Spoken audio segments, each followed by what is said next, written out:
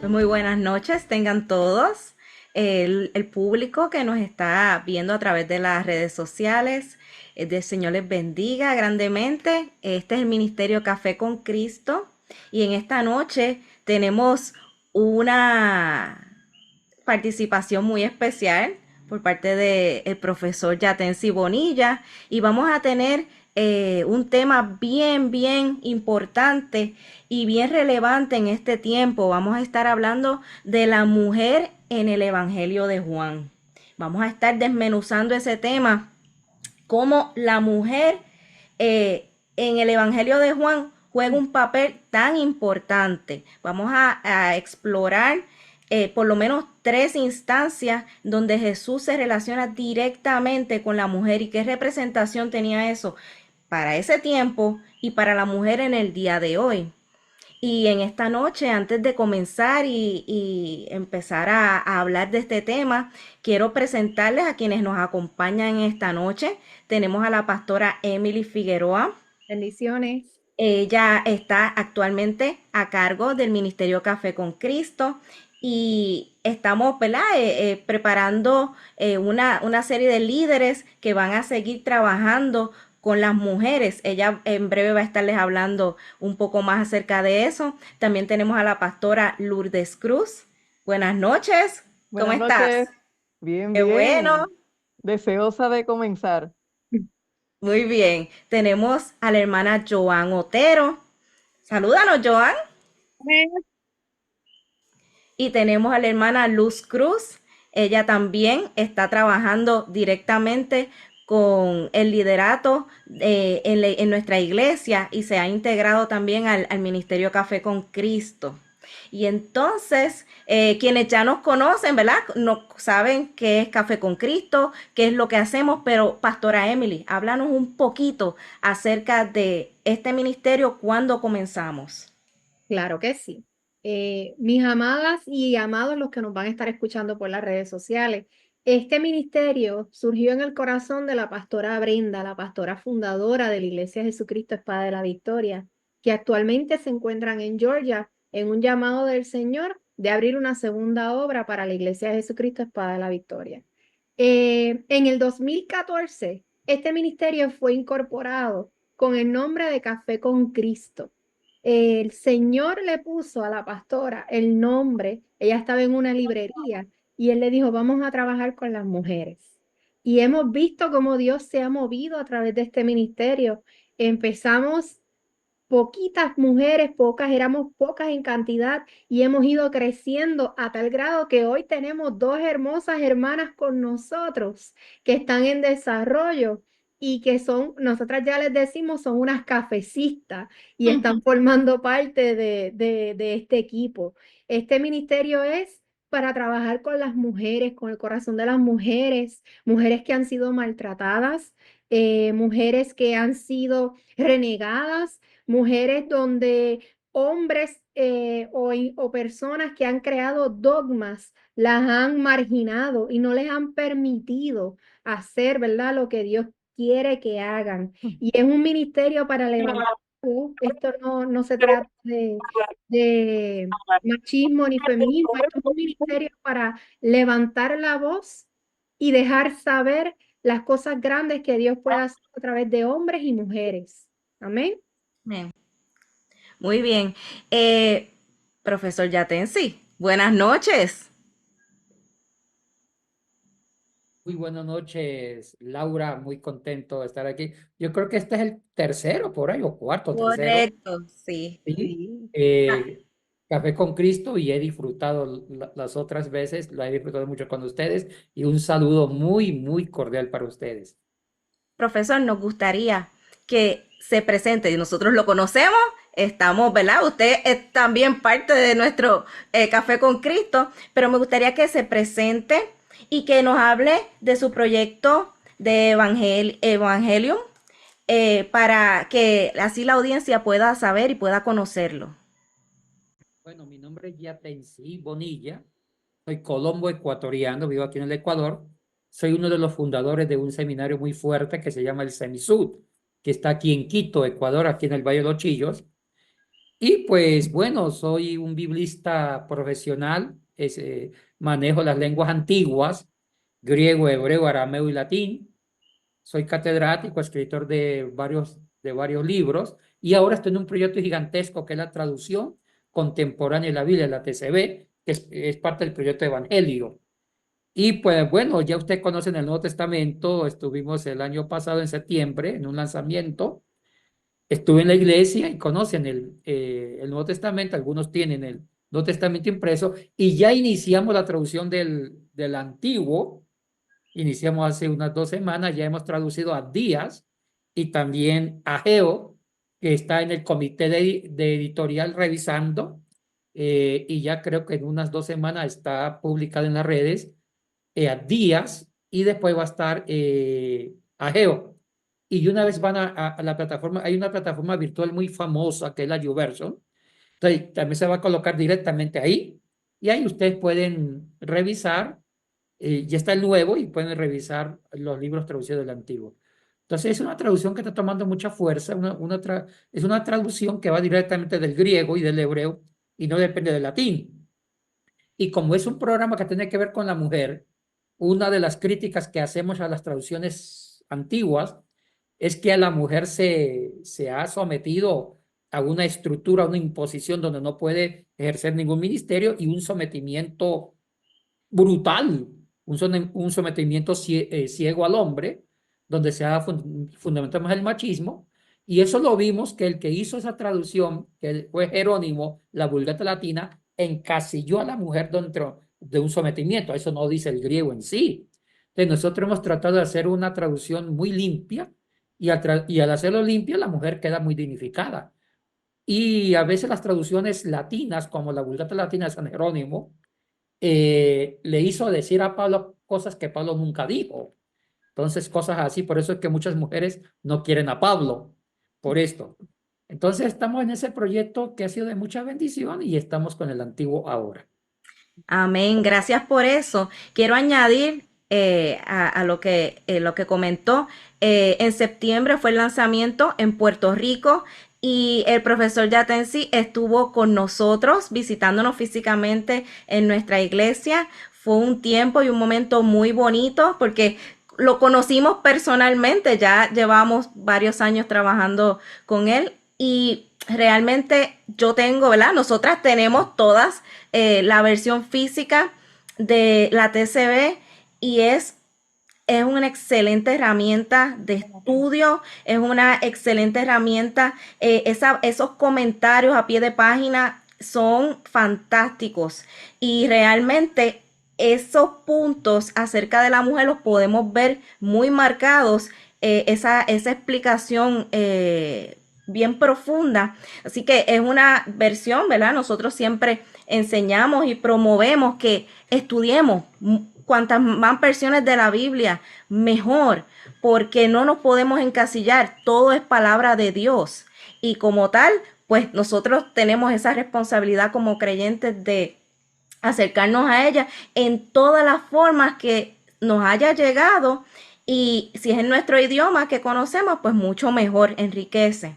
Entonces, en esta noche, como les comentaba, vamos a hablar acerca de la mujer en el Evangelio de Juan. Y queremos, antes de entrar a desmenuzar esto, fundamentar un poco con la Biblia, que es uno de los pasajes que vamos a analizar, y es el de la mujer samaritana. Luz, ¿nos podrías leer Juan 4 del 1 al 14? Claro que sí. Y precisamente, ¿verdad? Si me acompañan, voy a darle lectura, ¿verdad? De la versión traducción contemporánea de la Biblia, la versión TCB. Si me pueden acompañar, voy a estar dando lectura, como dice la pastora Laura, Juan capítulo 4, y voy a estar dándole lectura de los versos del 1 al 14. Y le doy lectura a la palabra. En el nombre del Padre, del Hijo y del Espíritu Santo. Amén. Cuando Jesús se enteró que los fariseos comentaban que él estaba bautizando y haciendo más discípulos que Juan, aunque realmente no era Jesús quien bautizaba, sino sus discípulos, abandonó Judea y se regresó a Galilea. pero le era necesario pasar por Samaria. Llegó pues a una ciudad de Samaria llamada Sicar, cerca de un terreno que Jacob le dio a su hijo José. Allí había un pozo que se llamaba el pozo de Jacob.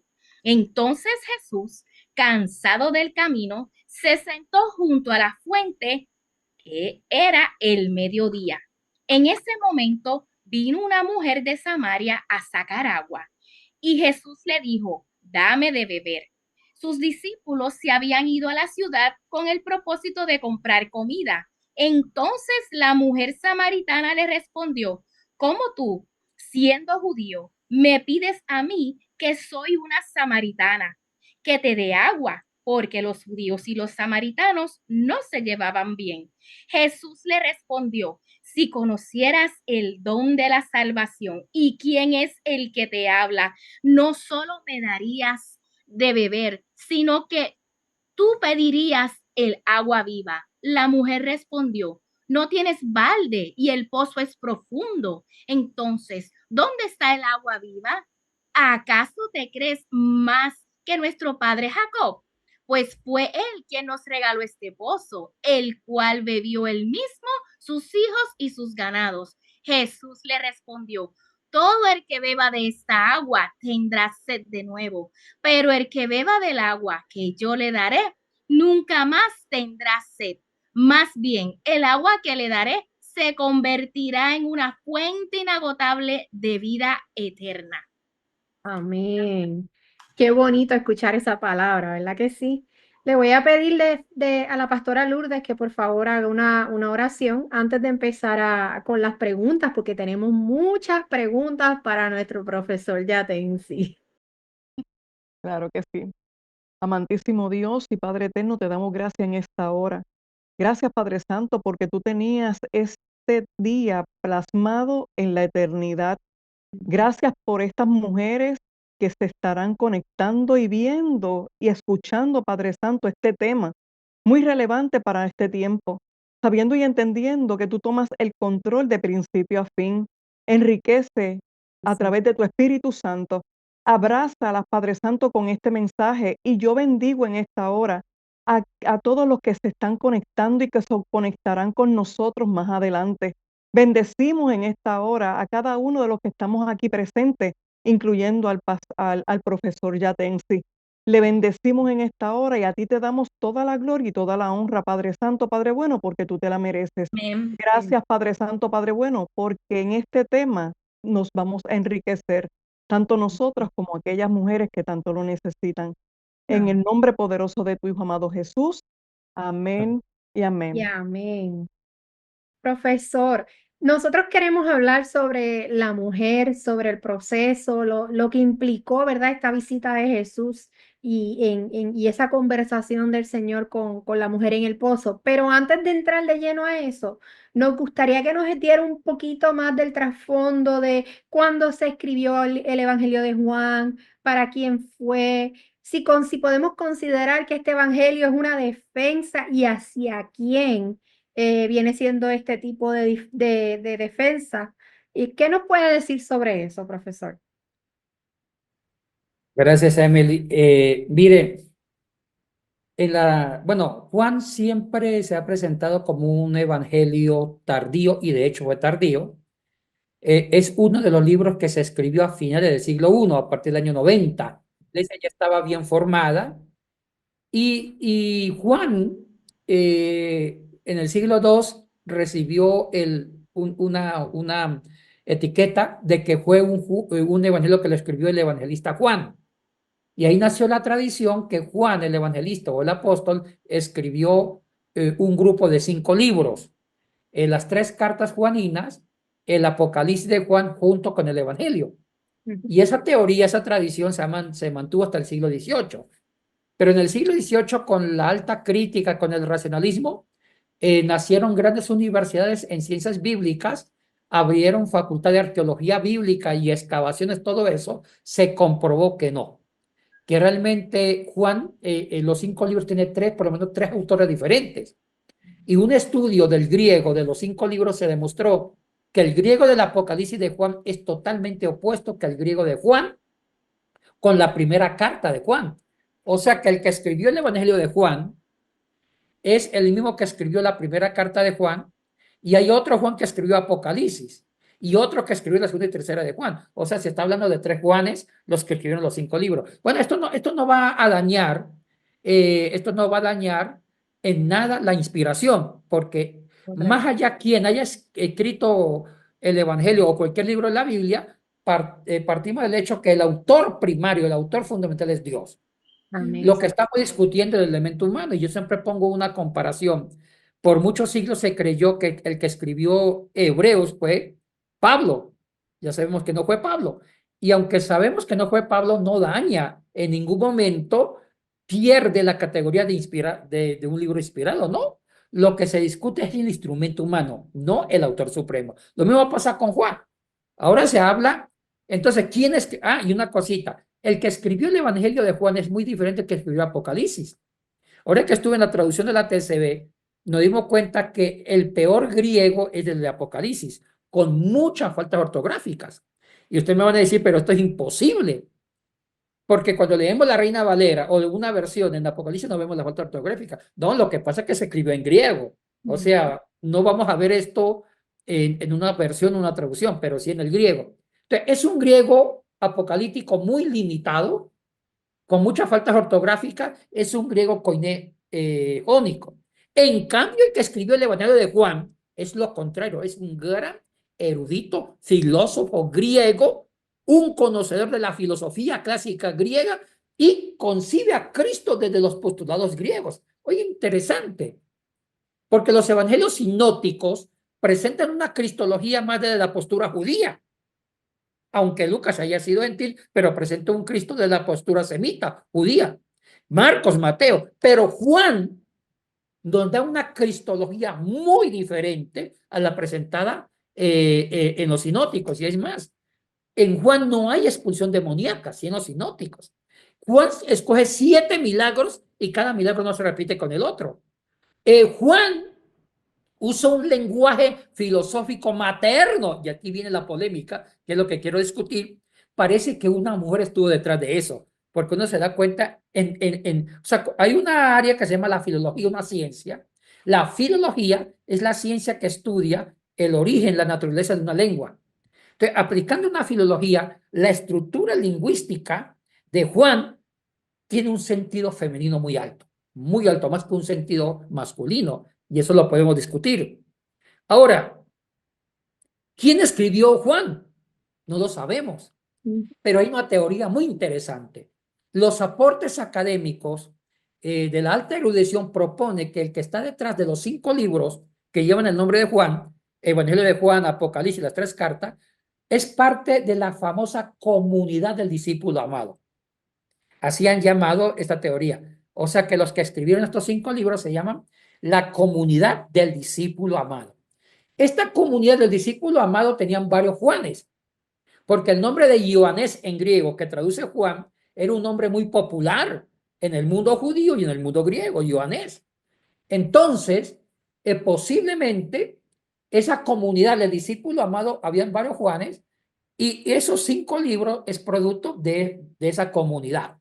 Ahora, hablemos sobre esa comunidad. Esa comunidad estaba radicada en Asia Menor, lo que ahorita es Turquía, la antigua Asia Menor, en la región de Éfeso, Colosa, Galacia del Sur, del Norte, todo esto. Y aquí viene una característica. Esta comunidad del discípulo amado cristiano en Asia Menor, que ahorita es Turquía, eran muy abiertos al ministerio de la mujer. Se han hecho muchas investigaciones de esa comunidad del discípulo amado de Asia Menor. Era una comunidad de corte griega donde a la mujer se le había dado mucho protagonismo. Entonces, últimamente hay muchas evidencias que el que contribuyó en la formación del Evangelio de Juan fue una mujer. E inclusive hubo un famoso biblista que se atrevió hace 2 años en un famoso libro, La mujer detrás de Juan, así se llama un bestseller, La mujer detrás de Juan, o sea, del Evangelio. Él propone que el autor de Juan, que es la comunidad anónima, es una mujer. Y lo demuestra con el lenguaje femenino, inclusive todo el ambiente, todo el clima, toda la estructura literaria donde está el Evangelio, se da dentro de un ambiente de matrimonio, esponsales. Cuando dice en el capítulo 1, Juan no es digno de desatar la correa de su sandalia, eso significa, el levirato significaba, tenía una connotación matrimonial. Después viene la boda de Caná, matrimonio. El agua era parte también de una nupcias. Viene 4, el capítulo 4, el pozo, eso fue muy famoso en el Antiguo Testamento, donde los patriarcas encontraban esposas en un pozo. Y oye, tiene que ir a un pozo, Lourdes, puede que eso funcione mucho. Entonces, entonces ahí muchos patriarcas antiguos encontraron a sus esposas en un pozo. El pozo tiene un sentido matrimonial. Y justo el único evangelio que habla de Jesús en un pozo con una mujer es Juan. Entrando ahora al pozo, vamos entonces a hablar de la mujer samaritana, porque la palabra dice que Jesús tenía que pasar por Samaria. Entonces, con esa connotación de la mujer, entonces, ¿qué podemos decir acerca de eso? Mire, esa es una buena pregunta. Cuando uno lee cuidadosamente los primeros versículos del capítulo 4, dice, Jesús iba a Galilea, pero dice, tenía que pasar necesariamente por Siquén, o sea, por la región de Samaria. Siquén estaba en Samaria. En la realidad no era así, había otra alternativa. Pero el Evangelio pone, Jesús estaba obligado a pasar por Samaria, o sea, en Siquén. Ahora, si uno revisa bien la estructura gramatical, la palabra que era necesario, tiene una connotación de que era una obligatoriedad que Jesús tenía que estar ahí porque algo iba a pasar. Y recordemos la historia en el Antiguo Testamento, si la memoria no me falla, a partir de Génesis 34, ustedes me pueden ayudar a precisar, 34-35 en Génesis, en ese territorio donde Jesús se encuentra con la samaritana, una mujer se puede decir, abusada. Una mujer fue abusada sexualmente y precisamente esa mujer fue la hija de Jacob y de Lea, la hermana de Raquel. Y esa mujer se llamaba Dina. Entonces, a partir de Génesis 34, se habla de la deshonra de Dina. Ese sí es 34. La deshonra, sí, de Dina por Siquén. Siquén, el hijo de Amor. Siquén y Amor eran reyes de esa región. Entonces, ahí estaban los hijos de Jacob. Y Siquén abusó de Dina, se acostó con ella, la engañó, aunque se enamoró de ella, ya quiso inclusive hacer las cosas correctamente, habló con Jacob, con los hermanos, pero los hermanos no perdonaron la deshonra, porque aunque él quería tenerla como esposa, ya hubo una deshonra, y la deshonra es lo que más vale, más allá que él intentó casarse con ella. Porque hay que entender el contexto de la familia patriarcal en el Antiguo Testamento. La familia patriarcal no era la misma familia para nosotros. No, la familia patriarcal era un jefe de hogar donde manejaba todo un harén, donde manejaba hijos, donde un hombre podía tener varias esposas, como le pasó a Jacob, adquirió la patria potestad de 2 y de 2 empleadas. O sea, era interesante eso allá. Entonces, ¿qué pasa? El problema es que si una mujer era deshonrada antes del matrimonio, eso era una violación al tema de la patria potestad. Me explico. Antiguamente el hombre hacía negocios con la mujer, discúlpeme que lo diga así. Si yo tenía, como patriarca, tenía 4 mujeres, hijas, yo las cedía a los yernos y tenía que pagar una dote. ¿Qué significa pagar una dote? Resulta que si yo era un patriarca, un sumo sacerdote, tenía mucho dinero, haciendas, ganados, entonces un yerno podía heredar. Podía heredar. ¿Por qué? Porque él me pagó a mí una patria potestad por fecundar a mi hija. Y los hijos llevaban también toda mi marca y eran candidatos a ocupar cargos o a heredar. Entonces, ¿qué pasó ahí? Siquén tenía que comprar la patria potestad de la famosa Dina a Jacob, y él se hizo el vivo, se acostó con ella y no pagó el precio. Eso era algo muy fuerte, era un deshonor, una deshonra, eso era robar, eso era un acto de hurto, aparte de la deshonra. Bueno, ¿qué pasó? Los hijos de Jacob se vengaron y mataron a Siquem junto con el papá y con todos y todos esa tribu. Eso pasó así. Entonces, Siquem siempre fue una ciudad que los judíos comentaban como le decían la ciudad de la deshonra, así la llamaban. Y si uno revisa la literatura rabínica intertestamentaria, un siglo, 2 siglos antes de Jesús, hubieron muchos libros escritos por los rabinos y algunos mencionaban Siquem, le decían así, Siquem, el lugar de la deshonra. Así quedó fijado en la mente de la historia judía. Entonces, para Juan era importante que en su evangelio, el autor, que la mujer fuera dignificada de nuevo. Qué lindo. Entonces era necesario que Jesús pasara por Siquem. ¿Por qué necesario? Se encuentra con una mujer. Qué lindo. Y esta mujer no era una mujer con una linda reputación, no era un ángel, era una mujer que ya había tenido 5 maridos y no era cualquier joyita. Y hay un diálogo interesante teológico sobre la purificación, el lugar de adoración, el agua viva. Y ella pues descubre que es el Mesías y ahí viene el resto de la historia. Pero lo más importante es que Jesús dignificó de nuevo a la mujer en ese lugar que una mujer fue deshonrada. Y dignificó no cualquier mujer, una mujer pecadora. Entonces, ¿qué significa el diálogo de Jesús con la samaritana? Reconstruir la imagen, la dignidad de la mujer que tiene los mismos derechos que el hombre. Poner a la mujer como parte integral de la salvación, como parte integral de la predicación del nuevo reino, porque fue la misma María, la misma samaritana, la que inició la evangelización. Entonces, en Samaria no fue un hombre, y eso es interesante. Y también dentro de Juan, fue ella, otra mujer, fue la testiga de la resurrección de Cristo cuando fue a ver el sepulcro vacío. Pero iremos finito. Por eso es que muchos israelitas dicen, aquí hay, detrás de esta narrativa, hay una mujer. Porque para esa autora, para esa mujer, era importante que la mujer fuera reconstruida en su plan salvífico cuando una mujer en ese lugar fue deshonrada. Ahora Cristo, el Mesías, dignifica a la mujer. O sea que para Cristo la mujer es extremadamente importante en el plan de la salvación.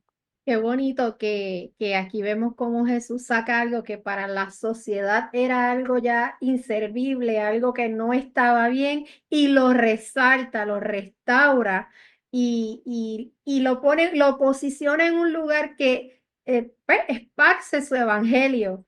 O sea, que ahí vemos la mano de Dios como Él va trabajando y dándole el valor a la mujer que desde la creación fue, ¿verdad?, diseñado con ese propósito. Amén. Mire, y es importante lo que dice Emily. Es como que ese pasaje de Juan 4 es volver al plan inicial de la creación. Gracias. Si uno revisa en el capítulo 1, a partir versículo 24, cuando dice, varón y hembra los creó, los dos a su imagen y semejanza. O sea que el plan de Jesucristo con la samaritana era volver a reconstruir el plan inicial antes de la caída. Cuando hubo el pecado, a partir de Génesis 3, todo se desarmó. Y ahí es que el machismo para Jesucristo es pecado. O sea, el machismo es consecuencia del pecado. El machismo es consecuencia de la desobediencia. Cristo está volviendo a ir al plan original antes de la caída, destruyendo el machismo y poniendo a la mujer al lado del hombre. Los dos son iguales en el plan de la salvación. Correcto. Profesor, ¿y qué significa el que esta mujer samaritana fuera la primera mujer que se convirtiera en una evangelizadora? ¿Qué significó en esa época esta transformación de esta mujer? en esa época? Bueno, hay que ver. Bueno, el reino estaba dividido. Habían dos reinos. El reino de Israel al norte, que era Samaria, y el reino de los judíos al sur, donde estaba como capital Jerusalén. Usted sabe que cuando murió Salomón, su hijo, causó la división de dos reinos dentro de los judíos. El reino del norte estaban con 10 tribus y Samaria era parte del reino del norte y el reino del sur con dos tribus. Entonces, si había machismo en el reino del sur, cuya capital es Jerusalén, en el reino del norte, en el mundo samaritano, el machismo era peor todavía. Inclusive, en Samaria habían muchas prostitutas, demasiadas prostitutas, porque hay que entender que toda esa región, en los tiempos romanos, había un índice del 90%, el 90% de los habitantes de esa región, eran como 500,000, eran pobres, pero pobres. Solamente un 10% tenían acceso a las riquezas y solo 1% eran los dueños del territorio, que eran los saduceos. Entonces, muchas mujeres se veían en la obligación, en la necesidad de prostituirse para mantener a sus hijos, porque muchas de ellas eran madres solteras, muchas de ellas se habían salvado de ser apedreadas, etcétera, etcétera. Entonces, el nivel de prostitución en Samaria era altísimo, inclusive en la literatura rabínica había una burla, o sea, hablar de una mujer samaritana era casi de hablar de una casi o cuasi prostituta. Así, la imagen de la mujer samaritana estaba bien destruida. Pero lo que hizo Jesús, si uno conoce ese contexto, si uno lo conoce bien, valora más el encuentro de Jesús, la evangelización de Jesús con la samaritana. Porque el papel de la mujer era casi destruido. Entonces Jesús hace algo genial. Antes de ir a Galilea tenía que pasar por Siquén, Samaria, porque ahí inició la evangelización y la primera evangelizadora que fue a predicar que el Mesías vino fue una mujer, una samaritana. O sea que Jesús tuvo un concepto muy alto de la mujer y para Jesús la mujer y el hombre era lo mismo. Lo que pasa es que el machismo es consecuencia de la caída. Profesor, quiero que hablemos ahora un poquito acerca de Marta, María y Lázaro, que está en el capítulo 11 del 1 al 44. Y mi pregunta es, ¿qué implica que fue Marta y María las que pidieron a Jesús la sanidad de Lázaro y no un hombre? Muy buena pregunta, Joan. Ese es un buen punto. Observen que las protagonistas no son maestros rabinos, no es Lázaro, son dos mujeres y dos hermanas. Y parece que Jesús era más amiga de ellas que del propio Lázaro, porque son ellas las que conducen a Jesús, son ellas que mandan a buscar a Jesús, son ellas, e inclusive hasta regañan a Jesús. Dicen, mire, maestro, si usted hubiera estado acá, Lázaro no hubiera muerto. ¿Y a quién se atreve a regañar a Jesús? Peor una mujer. Entonces, el autor de este relato de la resurrección de Lázaro y de la unción de Jesús en Betania por María es todo una narrativa para posicionar a la mujer en un liderazgo. Vamos al contexto histórico de esa región, en Betania. Jesús va, se entera por ella misma, manda un mensajero que Lázaro estaba a punto de morir. Él no va, se queda por ahí dando vueltas, tal vez predicando. Ellas descubren que él muere. Lázaro muere. Entonces, ellas mandan a traer a Jesús, pero cuando estaban trayendo ya había muerto, y ellas presionan a Jesús que venga antes de que él muriera. Pero observen el contexto. Esto no podía ser una mujer. Cuando había un hombre que se estaba muriendo, un familiar, mandaban hombres mensajeros. Las mujeres no tenían liderazgo de insinuar, de traer un rabino. Los que invitaban a los rabinos eran hombres. ¿Por qué? Porque Jesús era un maestro. Entonces, el hecho de que ellas inviten a un maestro están violando la estructura cultural de aquel entonces.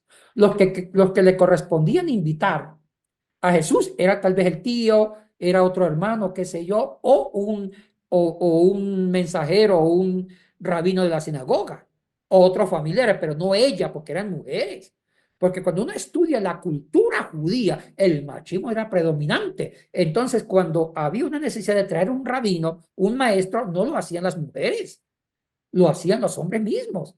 Pero son las mujeres las que tienen la iniciativa de invitar a Jesús que vaya donde está Lázaro y ellas tienen confianza, hasta lo regañan. Si usted hubiera venido aquí, maestro, esto no hubiera pasado. Interesante. Y en el capítulo 12 se da la unción. Y hay otro tema de la unción. La unción era un tema de consagración. La unción lo daban los hombres, sacerdotes y profetas, no mujeres. Y también veamos que ya había habido otros episodios de unción dados por mujeres en los sinópticos, pero es una mujer que unge a Jesús. Y el tema de la unción era una forma de consagrar a alguien para el ministerio o para la sepultura. Entonces, cuando dice Jesús es ungido, es un relato teológico que significa Jesús ya ha sido ungido para prepararlo para la obra pascual en la cruz. Y le correspondió a un sacerdote el tema de la unción y la consagración con aceite o con perfume. Pero lo hace una mujer. Oye, interesante. O sea que esta mujer está ocupando un rol profético y sacerdotal que no le competía hacerlo. Porque la función sacerdotal de la unción lo hacían sacerdotes y a veces profetas. La mujer está ocupando un papel sacerdotal cuando unge a Jesucristo. Oye, Juan rompe los paradigmas del machismo. Tengo una pregunta por esa misma línea. ¿Qué impacto pudo haber tenido la lectura para esa comunidad de Asia Menor de Juan revolucionaria, me imagino, porque le está poniendo a la mujer en una posición de liderazgo, una posición donde entonces Jesús le estaba devolviendo la dignidad, pero también le estaba dando autoridad para liderar una comunidad de fe? Laura, excelente pregunta y aquí me meto más. Cuando uno estudia el origen de la iglesia primitiva, no es una iglesia. En un comienzo se pensó que eran dos iglesias. La iglesia semita, judía, que nació en Jerusalén, con judíos que se hicieron cristianos, esa era una iglesia primitiva. Pero después nace la iglesia gentil de habla griega, que es otra iglesia primitiva muy fuerte, que también estaba en Palestina, en Judea, en África, norte de África. Pero hay una tercera, bueno, siempre hablamos de dos iglesias. La iglesia primitiva judeo-cristiana de los judíos y la iglesia primitiva gentil. Pero hay una tercera iglesia que está tomando mucho peso en las investigaciones arqueológicas en los últimos 40 años. Es la iglesia gnóstica de Asia Menor. Se habla de una tercera iglesia que no se identificaba con la iglesia judeocristiana de Jerusalén, ni tampoco se identificaba con la iglesia gentil de habla griega, sino otra iglesia diferente, con otro tipo de personajes que era en Asia Menor. Y muchos relacionan esta iglesia con los gnósticos, pero no me voy a meter acá si era o no era gnóstico. Lo importante es que esta iglesia siempre fue más progresista y abierta.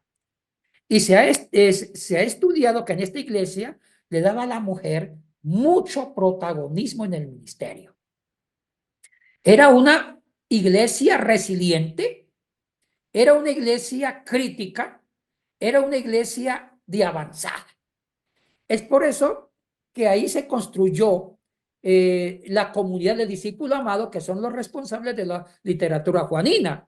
Y ahí es donde se sospecha que una mujer fue partícipe, de pronto con un hombre, de haber fijado, de haber puesto por escrito el Evangelio de Juan, por todo esto que estoy mencionando. Entonces, sí, hay muchas evidencias de que era una iglesia que empoderó mucho a la mujer, una tercera iglesia en Asia Menor.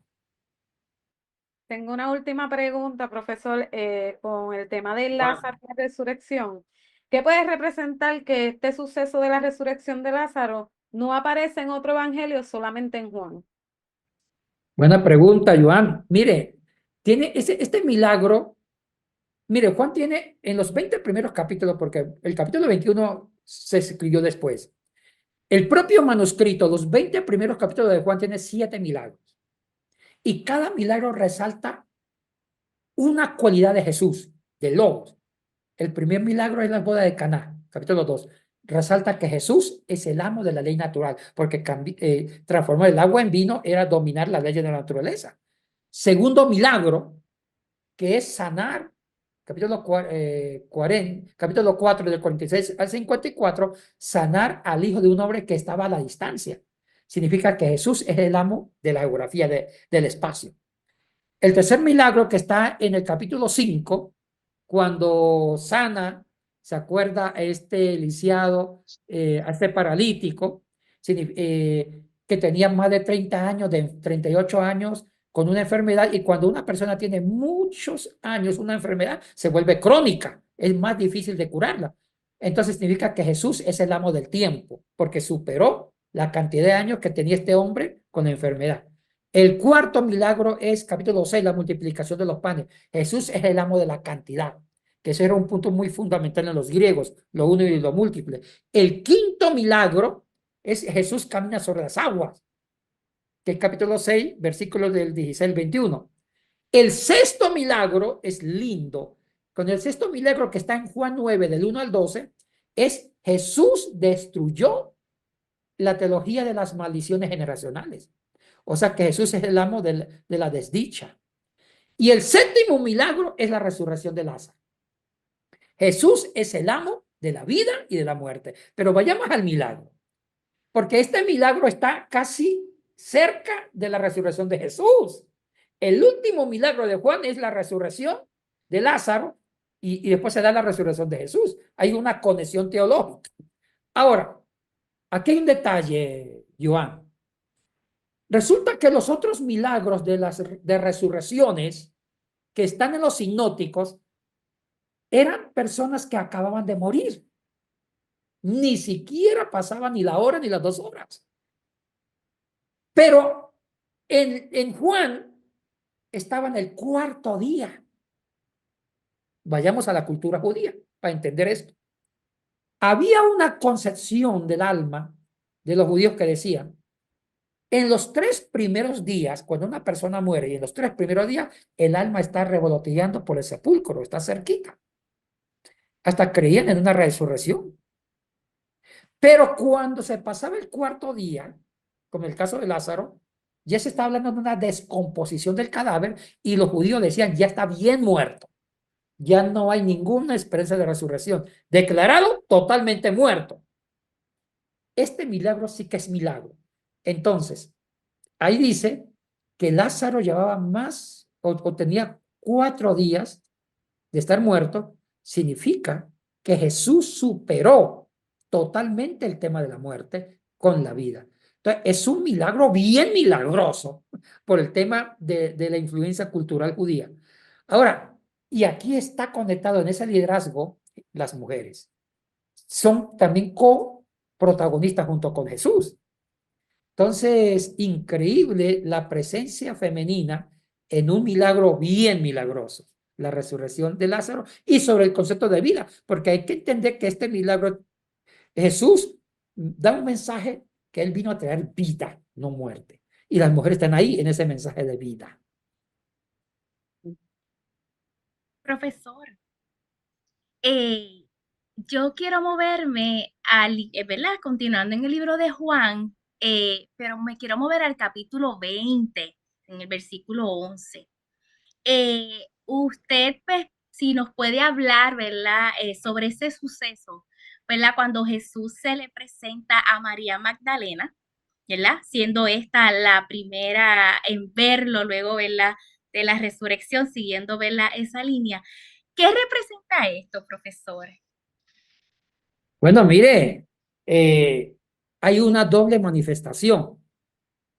¿Quién fue la primera que fue testiga de la resurrección de Cristo? Fue ella, cuando ve el sepulcro vacío.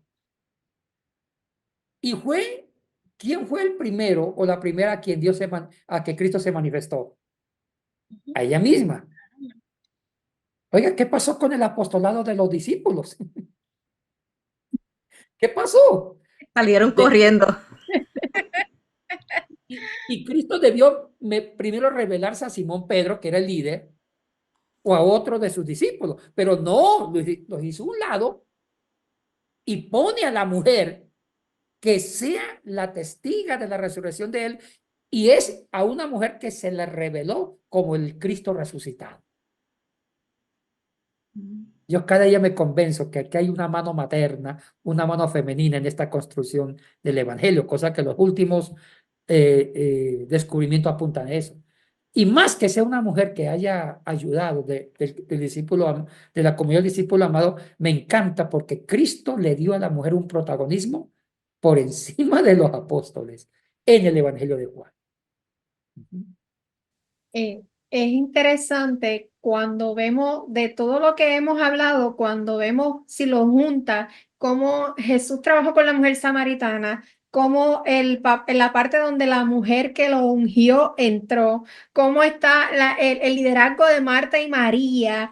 Y cómo se le revela a María Magdalena en un tiempo donde las pone en un papel de liderazgo, en un tiempo donde eso para la sociedad no era lo correcto, no era aceptable, pero las levanta para dar a conocer, como mencioné en el principio, vamos al principio de la creación. Él lo está dejando saber desde antes, cómo él quiere trabajar con ambos sin distinción de personas, porque él vino aquí para morir por todos sin distinción de nadie.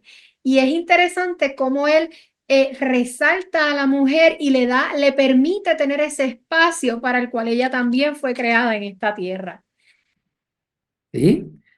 Es interesante, Emily, cómo Jesús está integrando a la mujer a su liderazgo, cómo Jesús la está redimiendo para su liderazgo y cómo Jesús la está insertando en un protagonismo salvífico y también de predicación. Parece que el escritor de Juan, del Evangelio, o sea, Juan, el discípulo amado, tiene una agenda en nombre de Cristo. Posicionar a la mujer en todo el Evangelio como una líder, una evangelizadora, una misionera, una predicadora. Esto es indudable. E inclusive, supongamos que lo escribió Juan, un hombre, no importa quién haya sido, lo escribió Juan, pero Juan ya tenía una agenda hecha. Juan va creando un ambiente, un escenario femenino, porque eso del estanque es un escenario femenino. Las bodas de Caná, y todavía la mamá dándole orden a Jesús. Sí. Hijo, se acabó el vino, hágalo. Aunque él protesta, pero obedeció. Entonces, Y ella le dio la orden a Jesús y también le dijo a los que estaban ahí, hagan lo que él les diga también. O sea, que también le dio instrucciones a los hombres que estaban ahí. va creando toda una escenografía femenina. O sea, para mí el Evangelio tiene toda una psicología, una estructura psicológica netamente femenina. El matrimonio, el estanque, el agua, las bodas, el liderazgo de la mujer, la resurrección, la unción en Betania, todo. Y podemos seguir hablando con evidencias contundentes de que es un evangelio que no se ha tratado bien, no se ha investigado bien, pero los últimos avances de que el evangelio fue escrito por la comunidad del discípulo amado, ven la figura de una mujer dentro de toda esa teología hermosa y liberadora.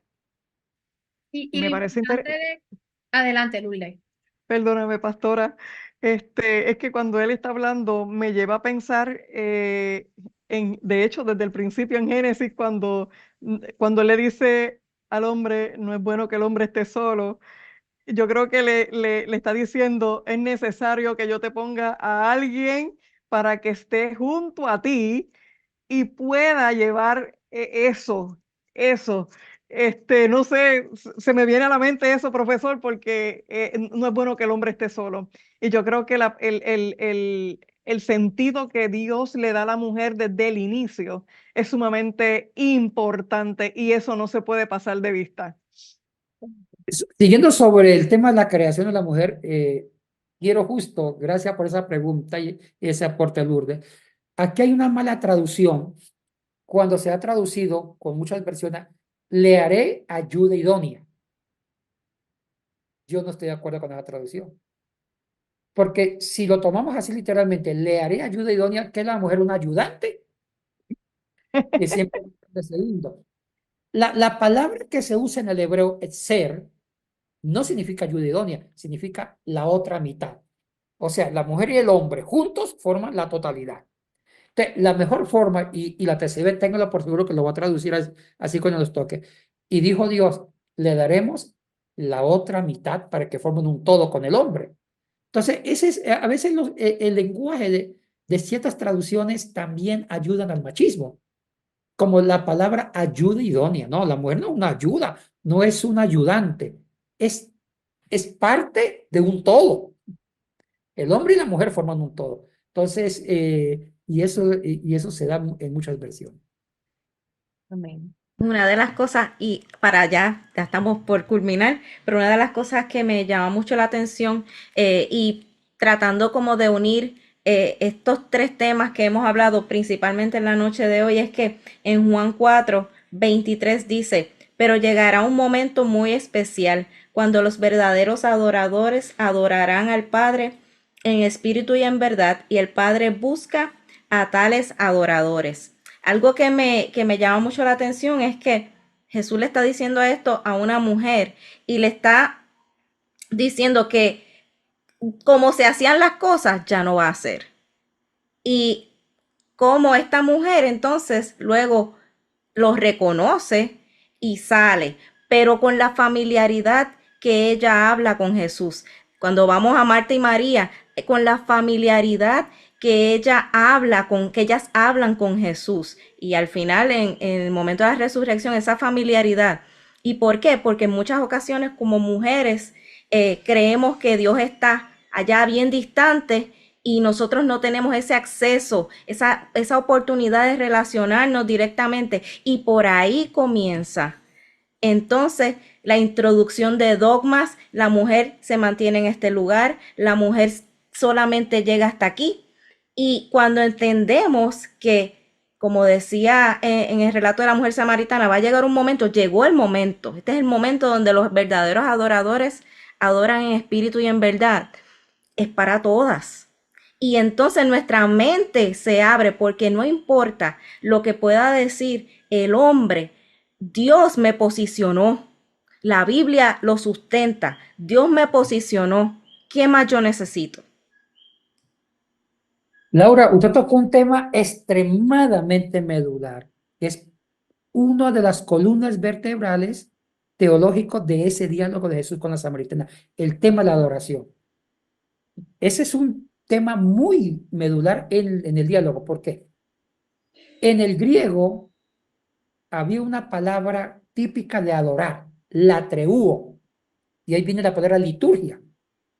Ese término latreuo lo manejaban los judíos, porque ya el griego se hablaba en la antigua Palestina, en Judea, y latreuo significaba un conjunto de ritos que incluían el holocausto, las ofrendas, el tabernáculo o un santuario.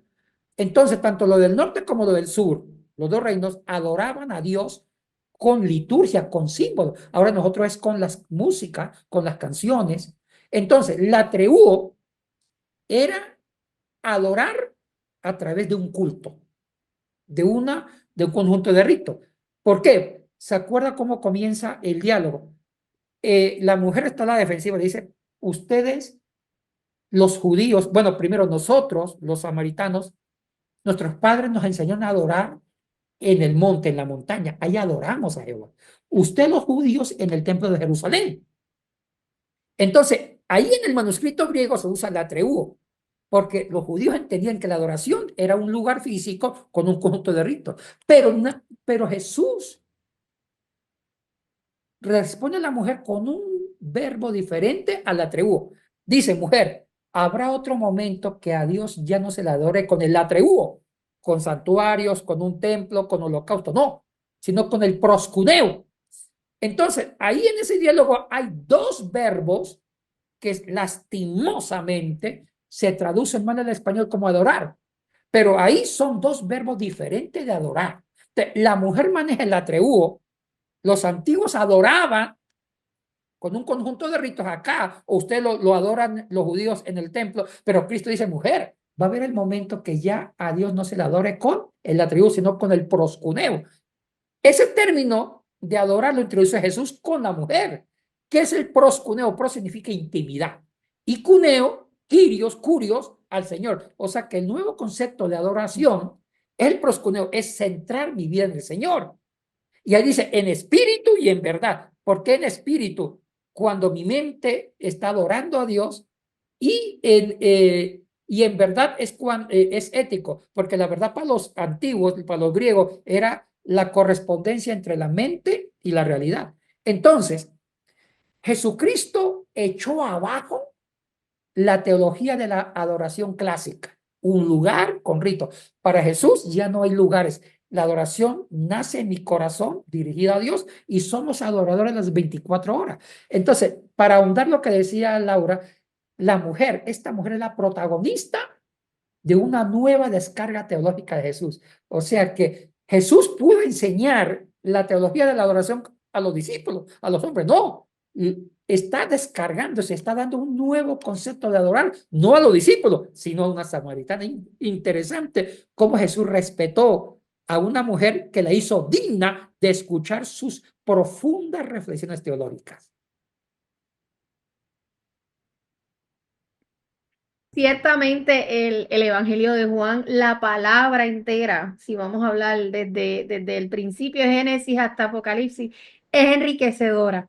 Pero el Evangelio de Juan, el aspecto que resalta tan bonito de la mujer, de cómo el Señor se tomó su tiempo a restaurar lo que nosotros en la humanidad hemos dañado tristemente, es importante. Así que les exhorto a todos los que se están conectando con nosotros a que lo estudien, no solamente se queden en ese libro, sino que estudien la palabra, la escudriñen, porque ahí uno conoce cada día más las características de nuestro papá, de las cosas lindas que él hizo, cómo fue que él creó esta tierra, cómo él fue poco a poco restaurando lo que nosotros mismos fuimos dañando y todo el amor que él tiene para darnos.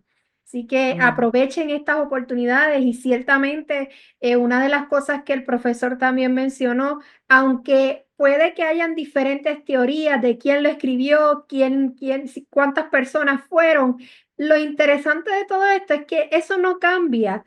El autor, la inspiración de dónde vino, que esto fue de nuestro papá, y eso es lo importante. La palabra fue puesta ahí para nosotros, fue inspirada por el Padre para nosotros, para que podamos tener esa relación con Él y esa relación directa con Él, y eso es importante.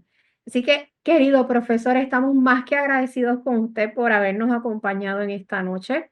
Ha sido de bendición. Yo sé que las muchachas ahí están que brincan de la silla como yo, pero nos encantan estos tipos de temas porque son enriquecedores y le agradecemos que siempre que nosotros le preguntamos si nos puede acompañar, usted rápido dice, aquí estoy, enos aquí y rápido se monta con nosotras. No importa el tema que le vayamos a traer, usted rápido dice que sí y eso se lo agradecemos de corazón y lo bendecimos y le damos gracias por haberlo puesto en el camino de nosotros, porque ha sido de bendición para la casa. Me gustaría que la hermana Luz nos despida en una oración y que lo bendigas a él para que la cobertura de Dios siga con él. Emily, antes de que ore, Lourdes, bueno, yo también quiero expresar mi agradecimiento a ustedes. Hicieron preguntas geniales, Laura, Joan, Lourdes, Luz, Emily, no muy agradecido y siempre me ha encantado la iglesia de ustedes. Para mí fue una alegría cuando conocí por primera vez la iglesia cuando fui en septiembre a Puerto Rico. Muy agradecido con todos ustedes. Y un abrazo fuerte a la pastora Brenda y a su esposo, Luis. Claro que sí. Sí, claro que sí que se lo vamos a hacer llegar. Amén. Luz, bendícenos en oración. Amén. Ciertamente, como dice la pastora Emily, así está mi corazón, latiendo, vibrando y bien ferviente. Amén. Gracias, Señor, Padre Celestial. Eres bueno, eres maravilloso, Señor.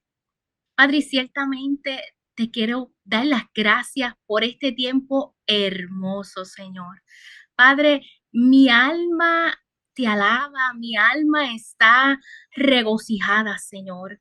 Padre, y yo te quiero dar gracias por la vida de este hombre, Señor. Un hombre humilde, Señor. Un hombre donde podemos ver, Señor, el reflejo tuyo, el amor, tu dulzura, la compasión. Señor, y yo te pido, Señor, que tú lo sigas bendiciendo, Señor, que él pueda seguir, que su voz pueda seguir siendo escuchada y esa voz, Padre, pueda seguir recorriendo el mundo, Señor. Te pedimos, Señor, que lo bendigas cada día, que lo llenes de fuerza, Señor. Padre, sus proyectos, cada uno de ellos están en tus manos, Señor. Padre, que tú abras puertas, Señor, supla, Señor, toda, Dios mío, necesidad que él tenga, Señor. Te damos gracias, bendícelo en salud, Señor, en prosperidad, Señor, y que tu gracia siempre le acompañe y tu favor. Señor, en tus manos lo dejamos, Señor. Y este tiempo hermoso lo entregamos en tus manos, Señor. Te damos gracias, Señor, por este banquete, Señor, espiritual, Señor. Gracias, Señor. En el nombre de Jesús, Señor, hemos orado. Amén, amén. Antes de ir a los anuncios, yo sé que hablamos de la Biblia, pero no la enseñamos. Y esto es una excelente herramienta de estudio que nosotras, las cafecistas, adquirimos cuando el profesor vino a visitarnos en Puerto Rico. Así que si usted no la tiene, se la recomiendo. Comprar una Biblia no es desperdiciar el dinero. Comprar una Biblia es enriquecerte más con la palabra, estudiar más y conocer más de tu papá. Así que eso nunca va a ser un gasto innecesario en tu vida. Eso es una necesidad para que puedas desarrollar esa vida con Cristo que tanto uno necesita. ¿Amén? Así que, mi hermana Joan, ¿tienes algunos anuncios para nosotros? Sí, bendiciones a todos. Gracias por acompañarnos en esta noche. Estén pendientes a las redes sociales para nuestros próximos Café con Cristo. Nos pueden buscar como Espada de la Victoria a través de Facebook, YouTube e Instagram. La Iglesia Espada de la Victoria, Jesucristo Espada de la Victoria, está ubicada en Luquillo Plaza, en Luquillo, en Puerto Rico. Y nuestros horarios de servicio son los martes de oración de 8:30 de la mañana en adelante, los miércoles a las 7:30 de la noche en adelante y los domingos a las 9 de la mañana, donde estaremos con nuestra escuela bíblica. Allí los esperamos. Así que bendiciones a todos, profesor. Muchas gracias por haber estado con nosotros. Lo bendecimos en el nombre de Jesús y ha sido una excelente experiencia. Y esto es hasta la próxima, porque sabemos que vamos a tener otra. Amén. Bendiciones. Shalom. Bendiciones.